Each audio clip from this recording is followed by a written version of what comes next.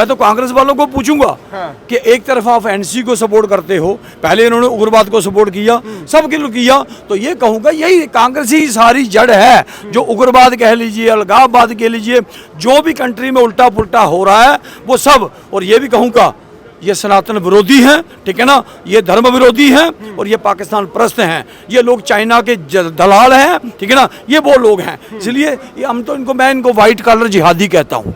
वो सबको पता है ये क्या है, ठीक है ना। तो ये कहूँगा ये बहरूपी हैं, ये किसी के नहीं है।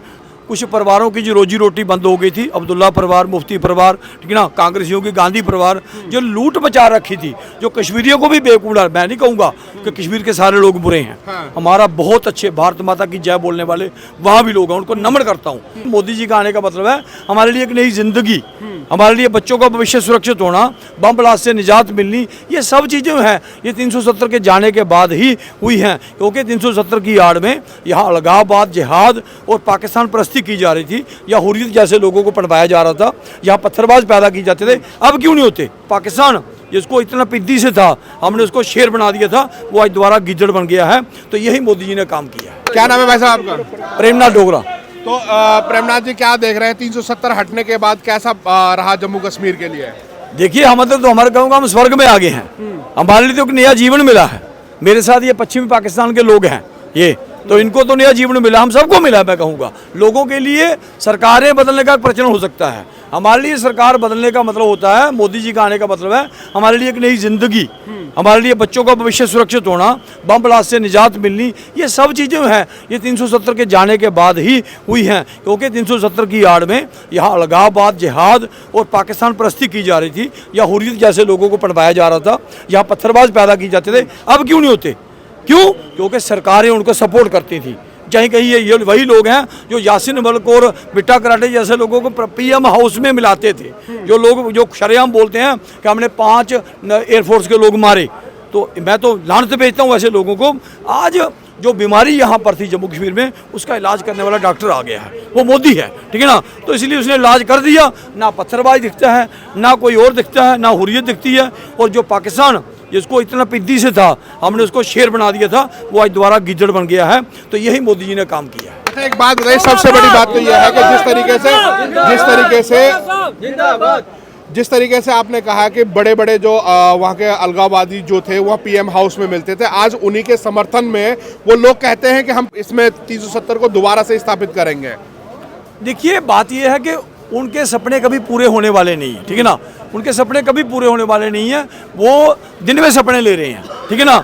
मैं कहूँगा कि हम बाबा साहब के संविधान को मानने वाले लोग हैं, बाबा साहब का संविधान यहाँ लागू हो गया और किसी को क्या चाहिए। मैं तो कांग्रेस वालों को पूछूंगा कि एक तरफ आप एनसी को सपोर्ट करते हो, पहले इन्होंने उग्रवाद को सपोर्ट किया, सब किया, तो ये कहूँगा यही कांग्रेस ही सारी जड़ है। जो उग्रवाद कह लीजिए, अलगाववाद कह लीजिए, जो भी कंट्री में उल्टा पुल्टा हो रहा है वो सब, और ये भी कहूँगा ये सनातन विरोधी हैं, ठीक है ना, ये धर्म विरोधी हैं और ये पाकिस्तान परस्त हैं, ये लोग चाइना के दलाल हैं, ठीक है ना, ये वो लोग हैं। इसलिए हम तो इनको, मैं इनको व्हाइट कॉलर जिहादी कहता हूँ।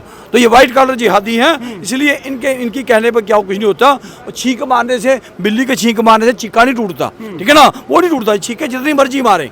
अब जो देश है वो सुरक्षित हाथों में है और हम लोग सुरक्षित महसूस कर रहे हैं। योगी जी ने भी आकर के जैसे कि यहाँ पर भाषण दिया तो उन्होंने साफ साफ निर्देश दे दिया पाकिस्तान के लिए, कहा कि या तो जल चाहिए या फिर आतंकवाद, एक ही चीज़ चलेगी। अगर आतंकवाद चलेगा तो जल प्रवाह नहीं होगा सिंधु का। जिस तरीके से हम भी आज़ाद हुए थे, जिस समय ये आज़ाद हुआ था उस समय सही स्थिति में था, और आज उनके हाथ में कटोरा है, कटोरा में पानी भी नहीं मिलेगा आपको। देखिए, बात ये होती है, आपने जल की बात की ना, तो ये एक मैं कहता हूँ बहुत बड़ा देशद्रोह था कि जब हमारा ही पानी हो है, हम 3 दरिया लिखकर पाकिस्तान को दे दें। बताए ना कोई कांग्रेसी है कि क्यों लिखकर दिए। ये गद्दारी कहूंगा मैं, गद्दारी नेहरू की, लेकिन उसने हमेशा की है। जिस आदमी को 15 वोट में से 1 वोट नहीं मिला, उसको महात्मा गांधी जी ने प्राइम मिनिस्टर बना दिया। और वो जो लोग, वो अलगाववादी जो शेखुद्दौला जो था, जब उसने बोला कि आपके कश्मीर में से जो सनातनी हैं उनको यहाँ से छोड़ भगाया जाए, लेकिन क्विट कश्मीर मूवमेंट के उसने 46 में शुरू की थी, उसको बचाने यही नेहरू आया था। बहुत कारनामे हैं इनके, और इनके ब्लड रिलेशन हैं, इनके आपस में, ठीक है ना। तो इसलिए बड़ी चीज़ें हैं, वो सबको पता है ये क्या है, ठीक है ना। तो ये कहूँगा ये बहरूपी हैं, ये किसी के नहीं है। तो इसलिए ना इनके मंसूबे कभी पूरे नहीं होंगे। अब जो है वो जो पाकिस्तान जो कटोरा छोड़ के उसको कटोरे का कहीं तलवा भी नहीं मिलेगा। वो खुद बोल रहे हैं कि हमको भैया मोदी दे दो। पीओजे के जो हमारे साथ लोग हुआ था वो भी नेहरू की गद्दारी से किया था।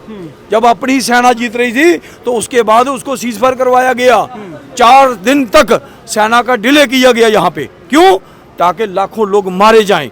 और उसी नेहरू ने, मैं कहूँगा, जिन्ना को खबर दी थी कि महाराजा साहब ने विले पत्र पर साइन करने जा रहे हैं, आप आधा कश्मीर ले लो। वरना क्या कारण है कि अपना ही इलाका कोई सेना जीत रही हो तो उसको सीज फायर करवा देना? ये तो कोई गद्दार ही कर सकता है। तो इसलिए ये तो गद्दारों की पार्टी है। अब तो योगी जी ने भी साफ साफ कह दिया पीओ को तो बहुत जल्दी ले लेंगे। उधर बलूचिस्तान वाले भी कह रहे हैं हमको विदेशी कहा जाता है।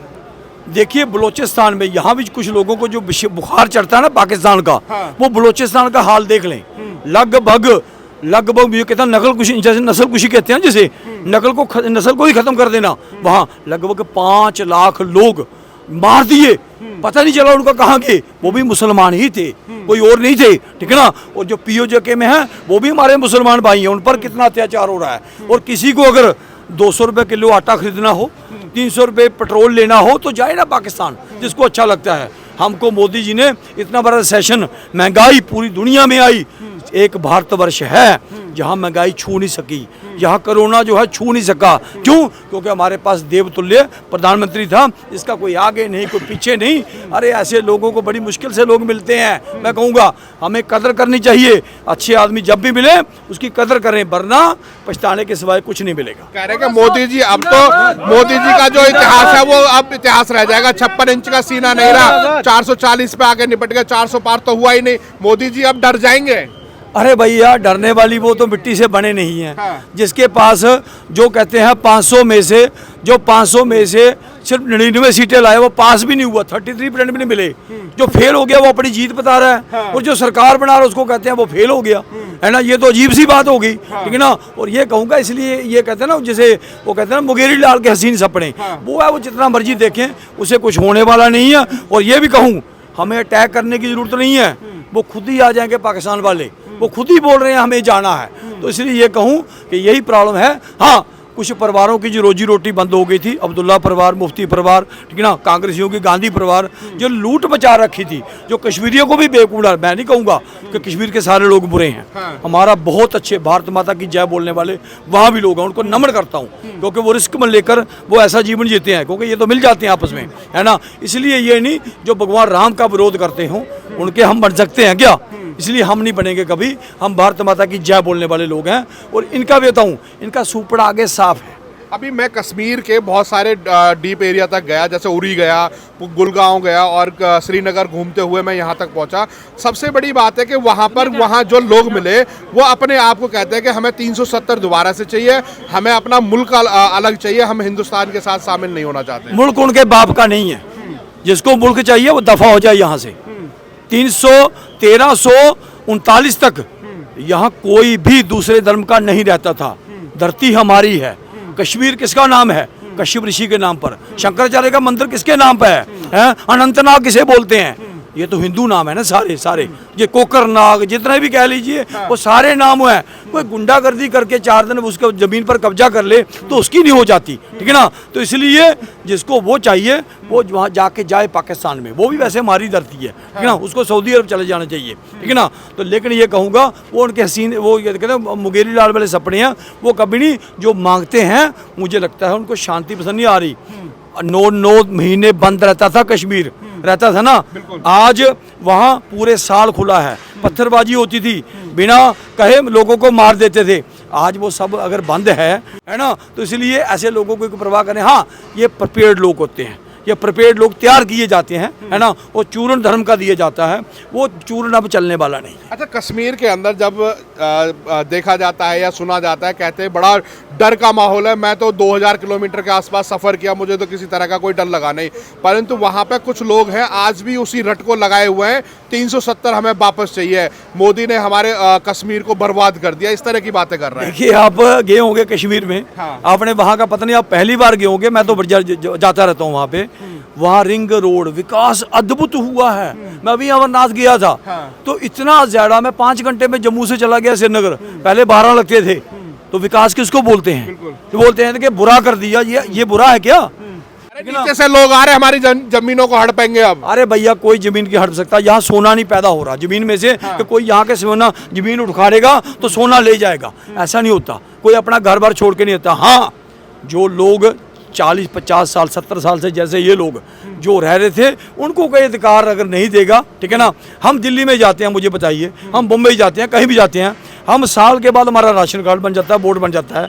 तो यहाँ 50 साल अगर कोई रहेगा है उसका बोर्ड नहीं। हाँ, ये बनाते थे, ये पाकिस्तानियों को बनाते थे, जो पाकिस्तान में रहता था उसका वोट, उसके लिए कस्टोडियन लैंड और पता नहीं क्या क्या कानून बना रखे थे। ये जिहाद था, ये कहूँगा। लेकिन अब वो चीज़ें ख़त्म। अब जो 40 साल से यहाँ रह रहा है, जो भारत माता की जय बोल रहा था, उसको यहाँ अधिकार मिलना ही चाहिए। और कोई ज़मीन, मैं बताऊँ, मैं अपने कठुआ की बात करूँगा, है पहले जिस ज़मीन का ₹1,00,000 रेट था ना, आज उसका 20 लाख रेट है। इनका गांव है जराई, जहाँ किडिया कनाल का ब्रिज है, उसके गांव में, है ना, वो भला हो 70 साल वहाँ ब्रिज ही नहीं किसी ने बनाया। वहाँ कोई 10,000 रुपये कनाल जमीन नहीं खरीदता था, आज 50 लाख रुपया कनाल है। किसका फायदा हुआ? कोई दिल्ली वाले को हुआ या बॉम्बे वाले को हुआ? हमें फायदा हुआ। ये मेरे पास ऑटो वाले हैं, जोगिंदर जी कहाँ के? जोगिंदर जी ये है, ये मुझे अभी सुबह कह रहे थे कि भैया मैंने ऑटो डाला है, ठीक है ना, रोज का 1,000-1,200 रुपये कमाता हूँ, मेरे घर के पास इंडस्ट्री खुल गई, ठीक है ना। तो यही हिसाब है कि हमको इसका फायदा ही फायदा है। ये को मतलब उनको ये चीजें पसंद नहीं आ रही हैं, मतलब पेट में पच नहीं रहा।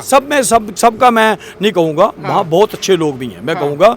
मुझे भी पहले गलतफहमी होती थी, बहुत मुस्लिम समाज के लोग भी हैं, कुर्बानियाँ उन लोगों ने दी हैं, ऐसी बात नहीं है, ये नहीं कहूँगा। अब्दुल कलाम भी हमारे थे, है ना, वो जो अब्दुल रशीद थे जिनको पहला परमवीर चक्र मिला, वो भी बुरहान वानी को और अफजल गुरु को अपना आदर्श मानते हैं, उनके लिए क्या कहोगे? देखिए, जो कुछ एक वर्ग है, एक वर्ग है, वो माने, जो मानेगा वो पीछे रह जाएगा, उसका हाल पाकिस्तान जैसा होगा। उन्होंने भी दर्शे बड़े बनाए और सभा बिन लाडन बनाया, वो बनाया, क्या हुआ? मुल्क कंगाल हो गया। आज वही अफगानिस्तान जो कहते थे हमारे भाई हैं, आज उनके दुश्मन बने हुए हैं। तो इसलिए जो झूठी भ्रम की बातें होती है ना, ये ज़्यादा देर चलने वाली नहीं होती।